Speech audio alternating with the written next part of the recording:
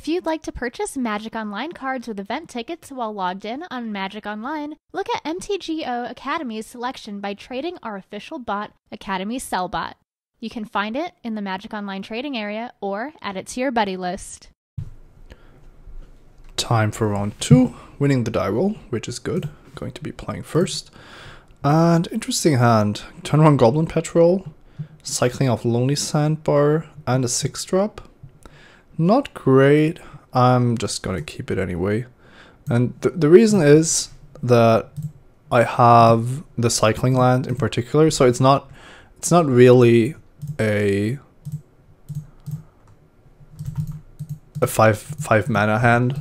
Now the Cougar isn't great, of course, but the Sandbar hopefully allows me to find a 3-drop, of which I have so many. Oh, Bouncer is also fine. So here I'm clearly cycling the Sandbar. Don't want that.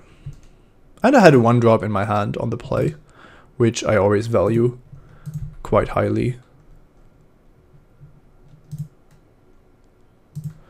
Skirk Drill Sergeant, so my opponent has a bunch of goblins, and there's an Ophidian, so now we might be talking here. Let's see what my opponent does when I attack with this. Just a trade, that's fine, that resolves. Oh, this is actually for each goblin.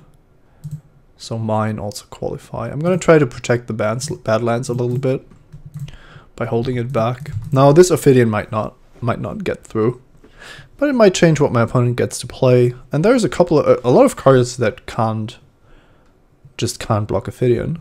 Keep in mind that the creature quality in this set is a lot lower than in others. Su-Chi. I was gonna play out Waterfront Bouncer, but Su-Chi seems a bit better. Even with the threat of Ophidian, I think it's not particularly close. Had I drawn a burn spell, of course, then burning the War Chief and getting the extra card out of the Ophidian would have been tremendous. So from now on, I probably can't expect Ophidian to draw any more cards. With my opponent, probably just gonna run out all kinds of goblins. Alright, Battle Screech, also fine. And a Blazing Spectre on my side, so I could trade the Blazing Spectre for 2 bird tokens, and my opponent is probably just gonna allow that. That could mean that the Battle Screech flashback is significantly delayed, though.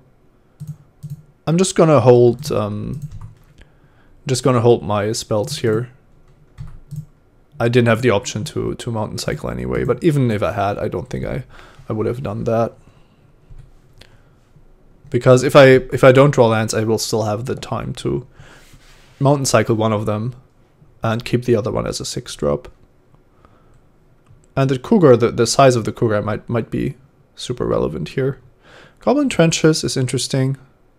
These creatures are red and white, so we might see a flashback Battle Screech by tapping Goblin Trenches tokens. Still, I think it was super important to get these the first wave off the table.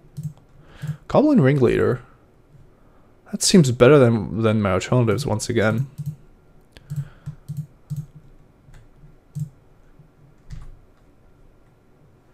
Alright, I missed. So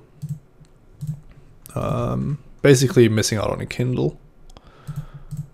If these attack, is my opponent going to... the real question is if Ophidian should attack. So Ophidian can actually be blocked profitably by my opponent if he sacrifices a land and blocks with the War Chief and a 1/1. So none of the other creatures I have would be dying, and I get to kill a 1/1 as well.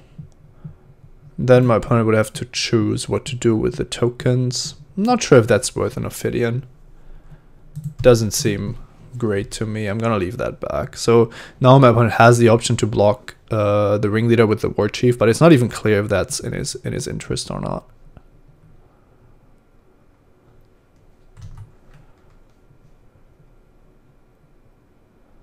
Has another land, so now the trenches are live. The good thing is that my opponent is on 10, so I don't think that it's going to be easy for my opponent to just ignore my offense here. Mox. My opponents seem to have power quite often, but whereas I'm usually struggling to open one of these. Oh, that's unfortunate. That was a huge play by my opponent. An absolutely huge play. I think I might be losing now, to be honest. Waterfront Bouncer is good, but I don't know if it's that good.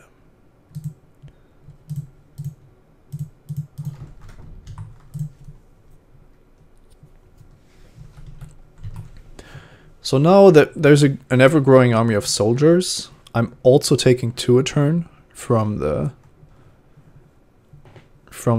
birds, and I have no sensible offense going on. Also, Prophetic Bolt is not really doing anything for me. So even though I would like to keep cards in hand for the bouncer, I have to get onto the battlefield, and the Cougar is pretty much perfect. It's not going to be easy for my opponent to kill it.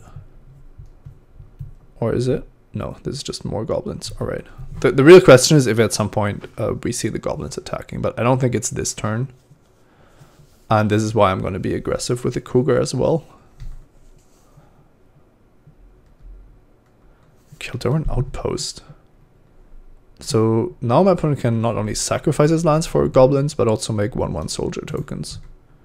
Don't even know if that's better. I fully expect this Cougar to be blocked. And the question is by how many goblins? Yeah, 1 makes the most sense. It doesn't expose my opponent to all the unfair things that I could be doing. So I like this decision making. I'm casting Goblin Commando here because it gets rid of a bird. If I am forced to activate the bouncer, I would have to discard Prophetic Bolt. So that's not what I want to be doing. But if it's necessary, I'll have to do it. I can kill a bird, and I could also return the Goblin Commando, both of which would be nice plays. I'm not expecting that this is going to be something that I'm forced to do, though. This has a nice flavor text. Duty brings them together, loyalty keeps them together. I don't know why this is so huge on this guy. My opponent mountain cycling the Cougar, no surprise. Every land is basically another 2 goblins. And a Phantom Nomad. That's a great blocker for the Cougar. But yeah, still no attacks by the 1/1s, by the ground creatures. I was kind of hoping that. Kindle is another great draw. I can't cast both of these at the same time, but I'm still super happy to see it. So if I attack with a Cougar here, it's actually kind of a weak attack. There's only going to be the block by Phantom Nomads, most likely. Maybe even a block by multiple creatures, now that the Phantom Nomads allows for better blocking. I'm still not anywhere close to dead, though. If my opponent attacks with everything, I think my combined spells plus activation are sufficiently strong to punish him. Alright, only an attack with the bird. So I think my best play is to take 1, let my opponent show me what he's up to, and then I'm going to Prophetic Bolt end of turn. Oh, Council's Judgment. So this card is weird. I've had this been cast against me, and I couldn't see what my opponent voted for. Oh, so he's actually telling me I vote Cougar? So now I choose the Cougar, and then yeah, so the thing is, this card is bugged on Magic Online, and or at least I have never seen this the opponent's choice, and my opponent is just telling me he votes Cougar. Now I have no idea if this is true. And if I click on the Cougar and my opponent chooses something else, he just gets a 2-for-1. Because it's exile each permanent with the most votes or tied for most votes. The real question here is if I just trust my opponent, to be honest, really. So let's see what happens. What I was expecting is that there is some way of me seeing which card is voted for. but there is just no way to do it. So I'm gonna vote for the Cougar as well, hope that my opponent is honest here. Alright, he actually is. I had another player play this against me, and I just lost 2 permanents, which wasn't great. I'll prof pull the bird. I think I can afford to do that, and it's going to be valuable to see more cards. Man of War is nice. Deep Analysis is super sweet though. Man of War gives me a bit of value. Deep Analysis gives me more fuel for the Waterfront bouncer than I'll ever need. So let's see. Man of War bounces just a soldier token. Deep Analysis basically bounces 4 soldier tokens. I'm gonna take Deep Analysis.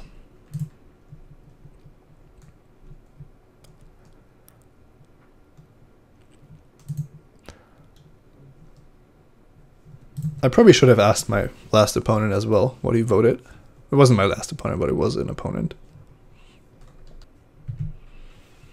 Alright, I'm not discarding either of these. And I drew a Cloud Gen. So now I have no blockers for my opponent's creatures. If I just cast this, that seems a bit dangerous.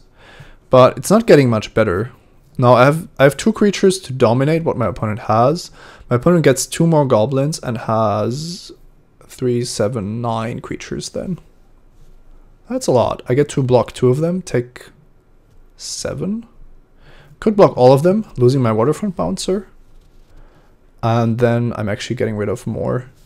No, I don't. Well, the problem is really that it's not getting better. I need to somehow put a clock onto my opponent. I can also start bouncing my Goblin Commando with Waterfront bouncer, so that's actually guaranteed value as well. The problem is if I cast Deep Analysis, I'm not getting another blocker anyway. Might have been a mistake not to take Man of War here. Just casting Man of War, holding up Kindle and Waterfront bouncer doesn't seem awful. I think I'm forced to Cloud Djinn, and I'll have to decide what my opponent, depending on what my opponent does. An all-out attack isn't the best facing an Ophidian, but I could definitely see my opponent just going for it. At some point, he's going to anyway. I feel kind of stupid for having killed the 1/1 flyer, the only creature that I would have been able to block with Cloud Djinn.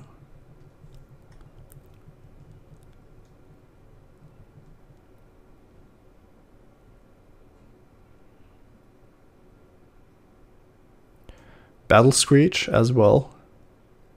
Opponent's deck's pretty insane. Alright, 4 birds. At least it's my turn again, so that worked out, I guess.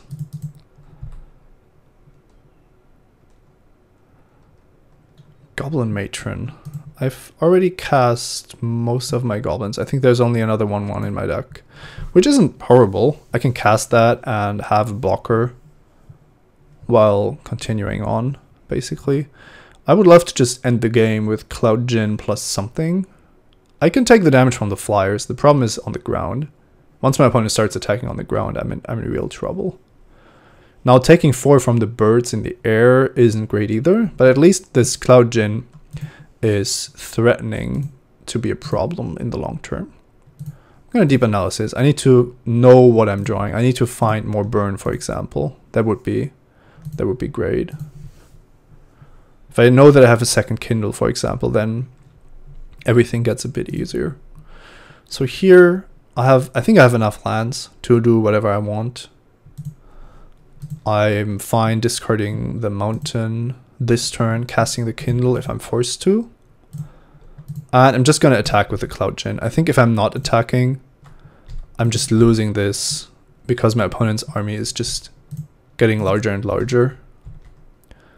There's a lot of cards I can't beat, but by attacking with the Cloud Djinn, I at least leave myself the option of drawing out of this.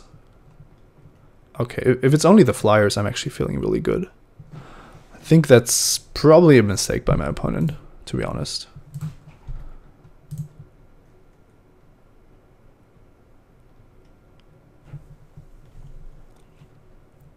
Leaving himself defenseless against the Cloud Djinn. I don't think is what you want to be doing.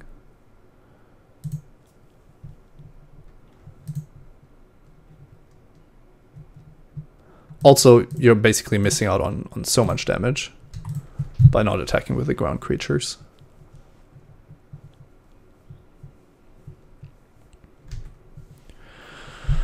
Mistmoon Griffin. When this dies, my opponent gets back Chartooth Cougar. It's not really an issue, I would say. So, okay, I have 8 damage here with the Cloud Djinn. I was just gonna say, if my opponent doesn't block, I almost have him dead.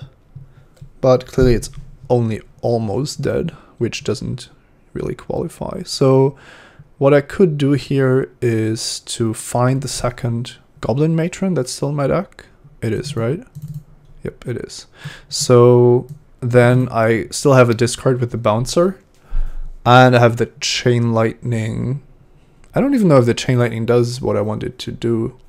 It doesn't really burn my opponent out or anything. Because the Cloud Djinn attacks for 5. I think I'm casting the Matron. And probably just another Matron as well. I'll have to debate that. I'll have to see how I want to kill my opponent with the Cloud Djinn. I think I might be forced to bounce the Mistmoon Griffin. And then I'm expecting my opponent to make a rather conservative attack again. Maybe with one of the birds. To recast the Mistmoon Griffin, which then gives me the option to kill my opponent with an activation of the Bouncer plus the Chain Lightning in my hand. And I think that's what I have to do. So I have to be aggressively bouncing this here. Because if my opponent recasts it, then I'm just winning. I have my opponent dead on board. Well, if he doesn't hold back both birds. But holding back both birds equates to me just not taking any damage this turn. Except if my opponent finally attacks with everything he has.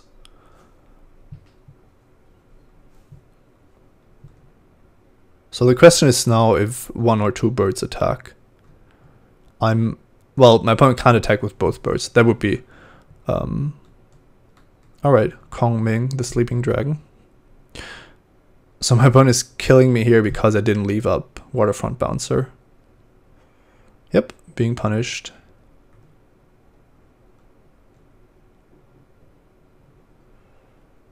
Let's see, I have 3 blockers and I'm taking... Yep, I'm taking 16. Good game.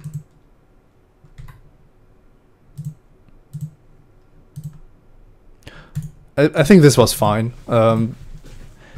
Expecting my opponent to play a creature that pumps his creatures is not something that I had to do in this spot, I think. So yeah, it was unfortunate, of course, but I don't think it was terribly played or anything like that. I like the Cougar in this matchup. Triangle of War might actually be relevant, given that there is this weird guy that my opponent played. What is it called? Kong Min, the Sleeping Dragon. Wall of Diffusion might be nice, but I don't like 0 power creatures against these kind of token strategies, as my opponent can just attack into walls indefinitely, and that's ultimately not going to win me the game. Could bring in a Falter, kind of an interesting choice, but one that might allow me to get through this wall just to deal a few more damage. Definitely bring in the Cougar, and I think that the Matrons are probably just too weak. I can't afford to play the Matron game against so much 1/1 tokens. I'm leaving in the Petrels because they're going to be fine for dealing some early points of damage. Triangle of War, I'm still not sure if that's something I want. I have 2 Kindles, I just need to... How does this work? Can I click on card? No. I don't even know. I thought you could click on this. Yeah, Falter, on the other hand, probably just not good enough for what I'm trying to do. Triangle of War, I don't see it. With the Kindles, I think I'm fine. And against the Battle Screechers, I need some help anyway. I'm gonna try to play first It's a rather slow hand, not a mulligan though. I kind of have to be the control deck, but still beat my opponent's late game, which is pretty much stronger than mine. So have to find just the right spot. Mana is perfect again, so thankful for that. Mana War not as great. Let's just see what happens. Alright, I'm gonna start off with Caldera Lake, and then I can fetch Badlands with Bad River.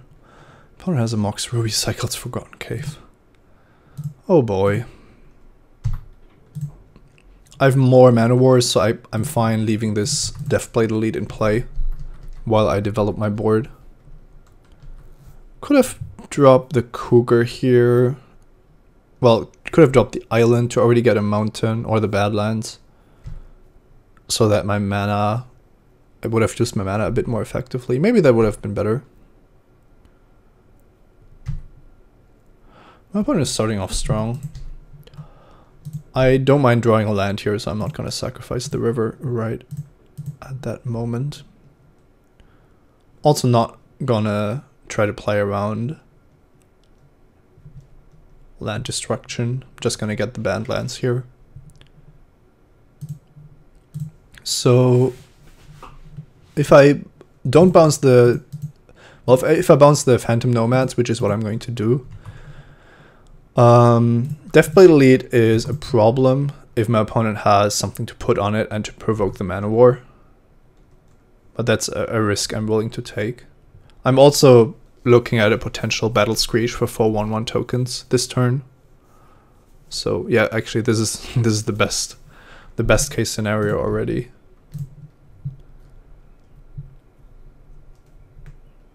But Mana War is stopped quite effectively by the Phantom Nomad. Not that I'm really the aggressor here in this matchup, but still. Would be nice to draw maybe the black-red Spectre that I put into my deck. Alright, Suchi. Not what I asked for, but I'm not going to complain about that. It's a pretty great draw here. Now my opponent has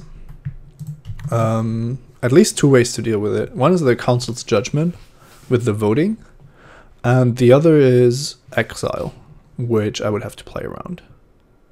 Goblin Goon, good to know. So now I need to make sure that I have more creatures on the on my side than my opponent, and then the Goon is not going to be a problem. Wait, I actually want to Mountain Cycle this.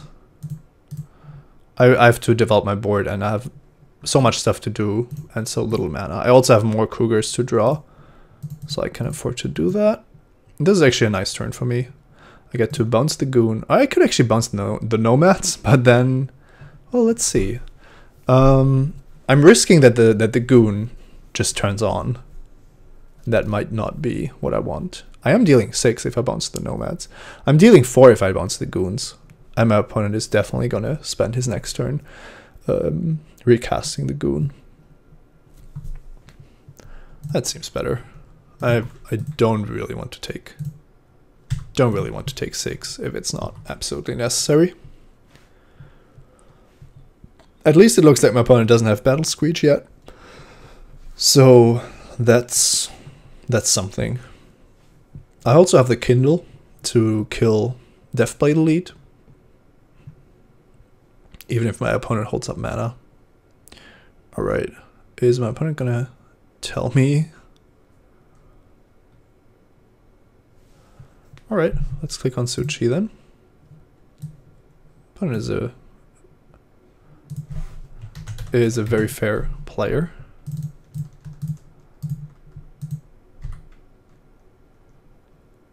Ah, Cougar. So now the Phantom Nomads are still the most troublesome card here, and I think what I should do here is attack with both of my Mana Wars. My opponent blocks one with the Elite and one with the Nomad, and then I Kindle the Nomad in order to have it go to a 1/1, and then the block turns into a chump block.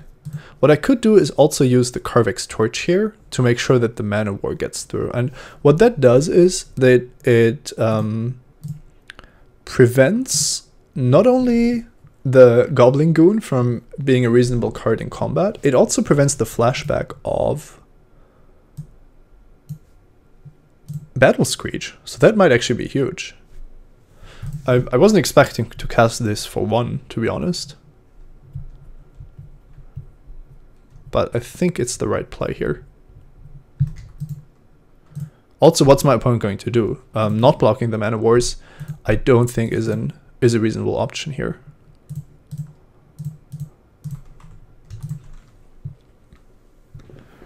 So the way the Phantom mechanic works is that whenever damage would be dealt, a counter is removed instead. And that just killed the Phantom Nomad. The Kindle killed the Phantom Nomad. Alright, Goblin Goon is definitely not scary at this point. Goblin War Chief is pretty good. Now that the Mox Ruby is gonna... Oh, I thought it was gonna power the Goblin Goon, but it's just the War Chief. I drew a Goblin Patrol. Not the greatest card I've ever seen. I feel like I should just Prof Bolt the War Chief to prevent my opponent from getting cheaper cards with it, playing cheaper cards with it. I would also like to get rid of Goblin Goon long term, but I might have to trade Chartooth Cougar for it. Don't really see a good alternative for that. So let's Prof Bolt right now. If I draw a land, a red source, I'm actually just casting the Goblin Patrol as well. Not that I want to get a land off of that, but let's see. Goblin Ringleader or the land that I need for the Cougar anyway. I think the Ringleader is actually not as good, so. The one problem here is if I play Echo and I draw. Well, if I draw an untapped land, it's fine. If I draw a spell, I can most likely cast it except if it's the Djinn, which would be kind of a good thing anyway. So I think I'm fine. Goblin General. I think I can beat that if I stay aggressive. It's not like I'm dying to the Goblin Trenches right now. Let's draw some cards here. I'm going to leave up red-black in case I draw a Chain Lightning. Kindle, but not an untapped land. So my opponent is most likely going to make 2 1/1s. Those currently don't trade too badly. I could leave back the Goblin Patrol to have a blocker for Goblin General, though. Let's see if that makes sense. No. Yeah, just having creatures to block the General with seems valuable. But dealing damage seems valuable as well. I'm just going to play this very aggressively. With the hand I have, I think I'm just better off being aggressive here. If this is an exile on Mana War, I'm also very happy. Now this General is not doing anything, and the only card I have to beat is going to be Goblin Goon. I think that could work out.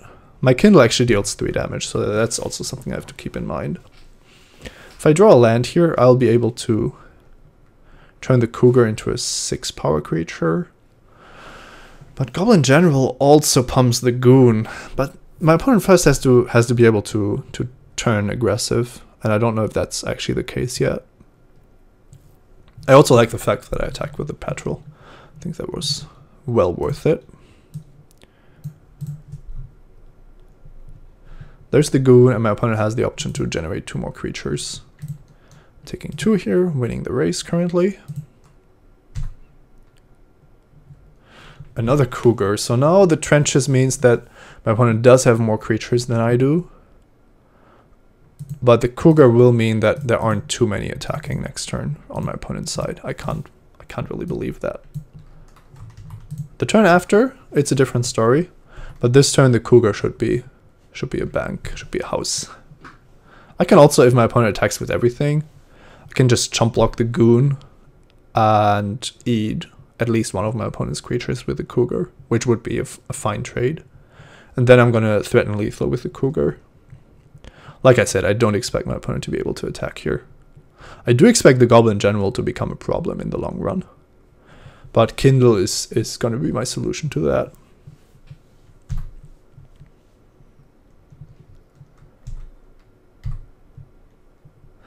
Ophidian. So now I have 7 mana, so I can cast Deep Analysis, Ophidian, and Kindle, which seems a bit better than casting another Cougar. If I attack with the Cougar, the question is if the Goblin Goon blocks, or if my opponent has other plans.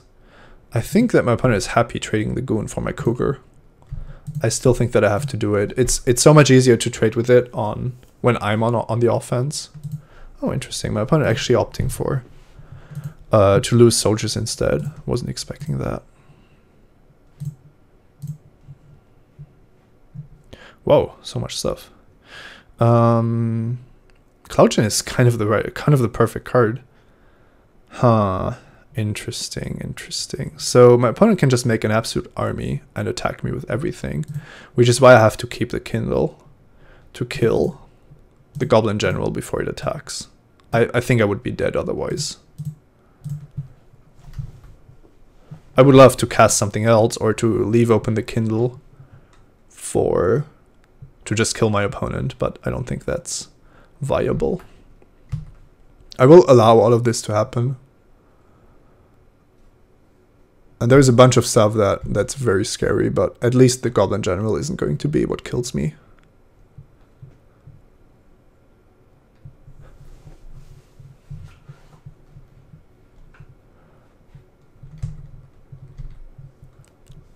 Might have had to do that before letting my opponent untap. If there is something that protects the Goblin General from this, I'm screwed. But I think I'm still fine. As long as there's no response shelter. My board looks reasonable against what my opponent has here. An attack with everything leaves him dead on... Well, not dead on board, he can make more goblins to block with, but an attack with everything, I chump block the Goon, kill 2 goblins, take 5, go to 7. My opponent then has to chump block the Cougar, I drop more stuff, and I think I'm winning this race.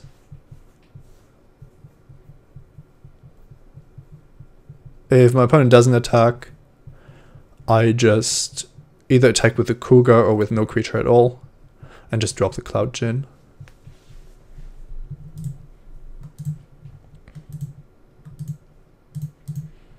Pretty easy blocks here, I think. Even safe from Rites of Initiation, but down to 7.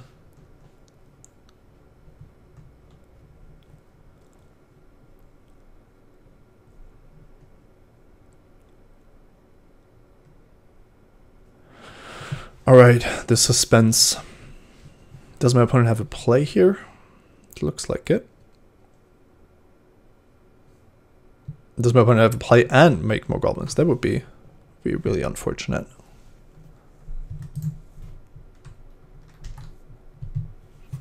Alright. It looks like it's a chain lightning targeting me. Alright, can't stop that. I'm a bit concerned now. Let's see what I draw. An island. So I'll have 8 mana available. Now, I'm on 4. My opponent has 6 attackers. Plus 2 is 8 attackers. I'm on 4. No. My opponent has 6 attackers. Plus 2 is 8. Minus 1 is 7. So I need 4 blockers. And I have Mana War plus Ophidian. But I'm going to drop the Cougar and the Goblin Patrol. So if my math is correct, I'm forcing a chump block. And then I'm exactly staying alive. I'm not sure if I'm then again threatening lethal in a sufficient fashion, but it's my only play that I have here. I also can't threaten to kill Goblin Goon, so that's what I have to do. And attacking with Ophidian isn't going to help me because the creature on defense is more important. I think I might lose this because my opponent has the option to still make 2 more goblins. That's pretty much what I'm concerned about.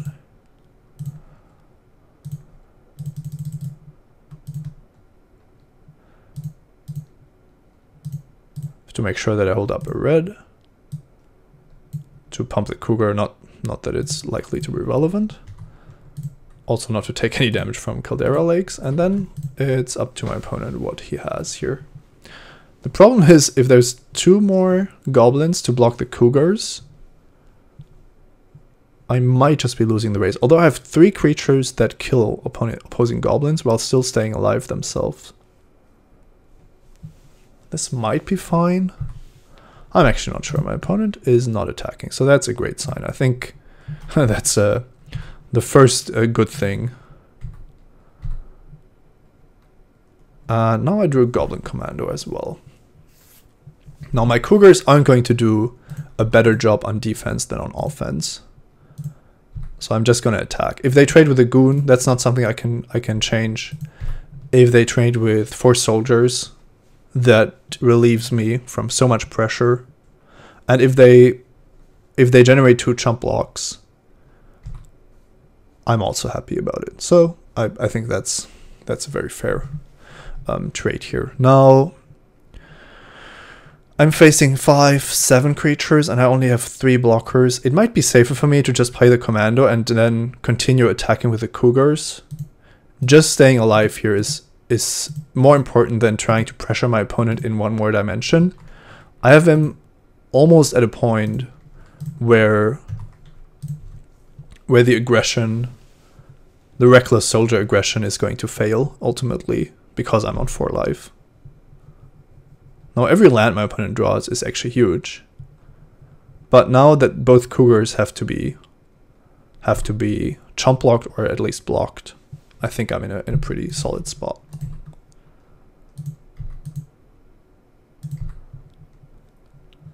Okay, I didn't play my Cloud Djinn before combat, but my opponent had the choice to make creatures with Goblin Trenches. Maybe I should have forced the issue to prevent the Goblin Goon from blocking. Somehow my opponent isn't in the mood to actually use the Goblin Goon. I would have thought that trading off the Goblin Goon was the first thing that my opponent did, because it's really not doing much more than a 1/1 Goblin on this battlefield. The Goblins were his route to victory, and the fact that one of them was 6/6 wasn't all that much of a difference. Didn't make all that much of a difference.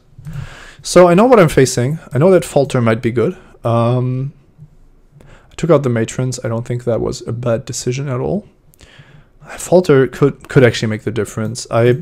These games have shown that I just need to get through. Otherwise, I'm never winning, basically. I don't really see a card I want to trade for Falter. It could be a Cougar now that I'm on the draw. On the other hand, these cards just won me the game. It could be a Mana War, to be honest. Bouncing his creatures is not as good as it could be. Bouncing a token is solid. Bouncing a Goon, bouncing cards once he has sacrificed all his lands, all of these things are good. So it's definitely not the clear-cut decision. I also don't want to cut early drops from this deck. I have a feeling that this deck should have the Falter. I just don't see the card that I have to take out for it. It could be the Cloud Djinn. The Cloud Djinn is basically an evasive threat, but it costs 6 and it doesn't block. Whereas Falter turns everything I have into an evasive threat and might just win me the game on the spot. Whereas casting Cloud Djinn might lose me the game on the spot. This might actually be the right choice. I'll try it. Alright, one more game. Who gets to play in the finals? I have an Ophidian draw with a Karvik Storage. Not perfect against what my opponent has, but definitely a keep. So the real question is, how fast is my opponent out of the gates? And do I get to kill something reasonable with the Karvik Storage? Maybe even the creature that would have blocked the Ophidian. No 2-drop, that's huge. I draw a Goblin Petrel. I didn't want to see that. I don't think I can cast the Petrel here. If I cast the Petrel, my Ophidians get delayed, and I can't afford that to happen. So there might be a hasty War Chief coming down. Piana. Whenever this attacks, attacking creatures get +1/+1. Yeah, that's a good card. Drew a Falter. So this turns into a 3/3 by itself. But I feel that I have to get at least one Ophidian onto the battlefield. Now it's unlikely that I'm gonna be able to attack with it, but I at least have to try. I could have, maybe I had to Carvix Torch because of Battle Screech. If this is a Battle Screech, yeah. Okay, now I feel super stupid. I didn't think about Battle Screech for 1 second. I thought about it the whole time beforehand, and now I forgot about the fact that a white creature allows the immediate Battle Screech flashback, and that might cost me the game. Because now I'm forced to kill the piano anyway. It's just far too strong to let it stay alive. Man, that's really bad. I think I messed up really badly. If I just Carvix Torch, my opponent casts the Battle Screech, and then I cast Ophidian, then my opponent might just have a white creature to flashback the Battle Screech. It's not entirely clear if that would have been so much worse. It's just such a bad feeling to be facing 4 birds at this point. Alright, Kongmin, the Sleeping Dragon. I can't block. I might not even be able to cast Pay Echo here, because if I draw a land, at least I get to Prof Bolt the Kongming. I think I'm just gonna not Pay Echo. Alright, I drew the land. So Prof Bolt this guy. At least my deck is doing what it's supposed to do. I don't think I'm winning because Battle Screech is just so powerful. Mana War deals with a bird. Kindle deals with a bird, but Mana War gives me a 2/2. Let's take the Mana War.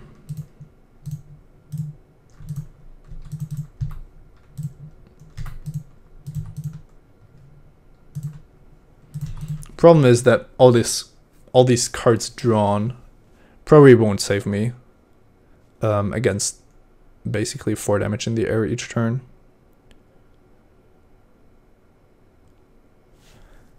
Goblin General and Skirk Drill Sergeant.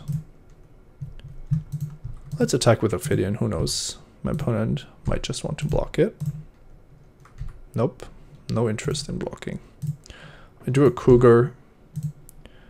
So this means I get to drop Mana War, that's the easy part. To bounce the bird and an Ophidian on defense. And then I'm down to 4 from the birds. At least the remaining cards aren't as bad. It's not great, but it might be doable. Opponent can cast activate this. Hopefully it doesn't hit a goblin. No, it didn't.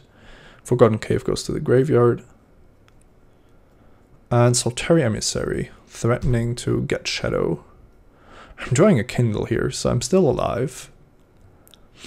Now, the Ophidians aren't going to get blocked, let's be honest here. I have the Ringleader to block the Goblin General, and I have the Kindle to kill the Emissary, which actually uses up all my mana. Don't think I'm beating the birds at that point. But who knows, maybe my opponent blocks one of the Ophidians. It's not likely, but I'll have to try. I mean, drawing 2 here is pretty sweet. Cougar. Mountain. So the Ringleader to block with, and the Kindle to kill the Emissary once it gets Shadow. If it even gets Shadow. Probably won't.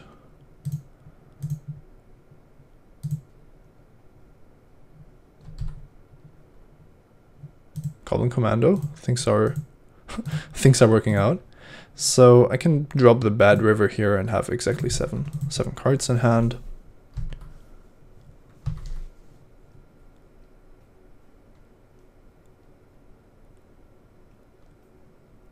Goblin War Chief, I think that kills me.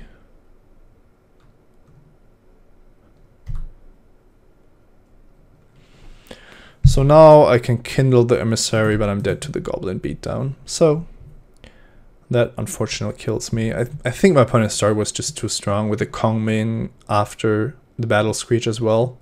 So that also would have allowed my opponent to flashback Battle Screech, and I didn't really have the tools to beat that. So overall, I think my opponent definitely deserving this win. Might have played a bit carelessly because my clock was ticking down. But I didn't really see how this could have been won. With thinking about it, I think I should have just Carvix torched immediately. I should have Carvix torched the piano.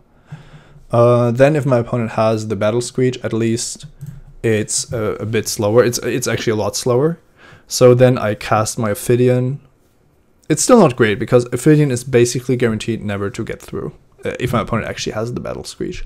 If my opponent has anything else but the Battle Screech, I think I'm very fine with casting an Ophidian in that spot. But that didn't really work out. So yeah, sadly an exit in the semifinals. I hope that I've given you an interesting glance into this format. I don't think that my deck was particularly good or particularly an archetype that you want to be in. But as you can see, the power level is super high. My opponent's deck here is pretty much a combo deck, or well, I don't know, a token beatdown deck, and a good one. Yep, I think this format is a lot of fun. If you can spare the tickets, or if you have played it already and have more boosters, I think you should definitely give it a shot or play more of it as much as you want. And maybe you're a bit more lucky in finding these Moxen and Lotus, Black Lotus. I did rare draft these two duels, so at least I have something to take home with me.